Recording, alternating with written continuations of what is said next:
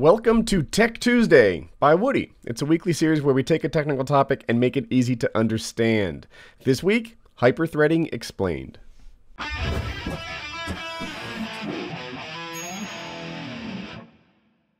So, hyperthreading is so straightforward, I decided to get a little bit more ambitious and compare it to the architectures that preceded it.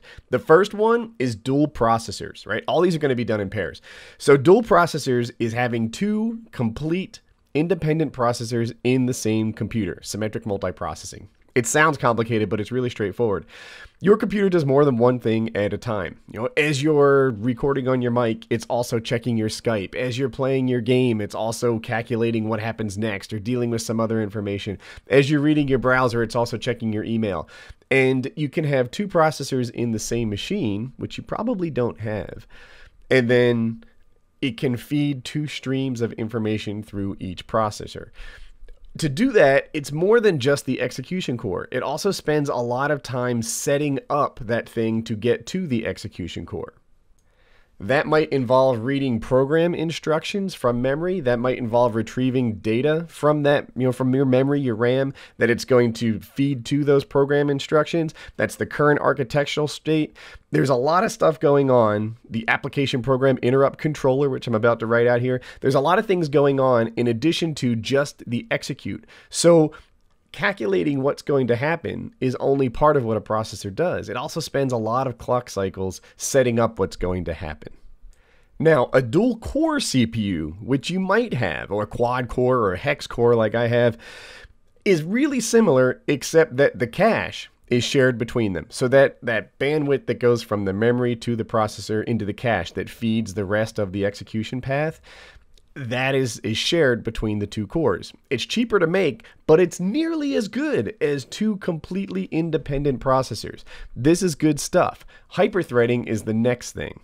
So compared to a dual-core processor system or a dual processor system, hyperthreading is not faster. It's slower, but it's cheaper. And it's really a single core processor that looks like two cores to your operating system. So it feeds two sets of instructions to that one core, but it has two architectural states. It has two APICs. It has one core, but you get twice the feed rate going to it. And I put together some marbles to actually demonstrate this thing. God, the production value on Tech Tuesday is awesome, isn't it?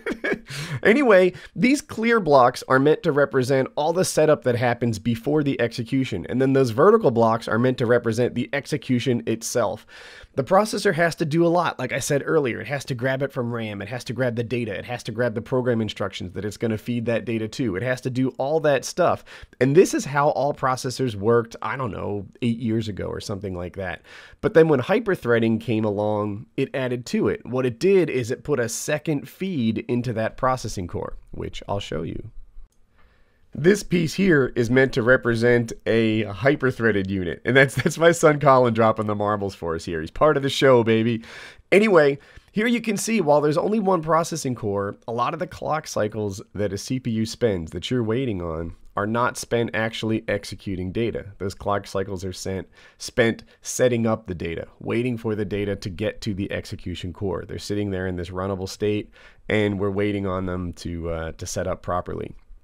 So by hyperthreading, the actual performance improvements are not double, even though in the marble throughput thing here, they're probably close to double.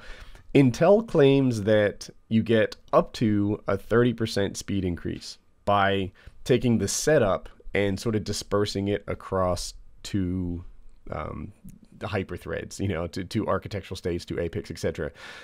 In my experience, it's a little closer to 20%, but what the hell do I know? There's a range for you.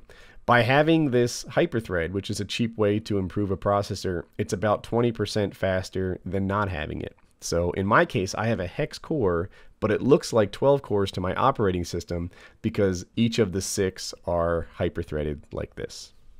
Simple as that.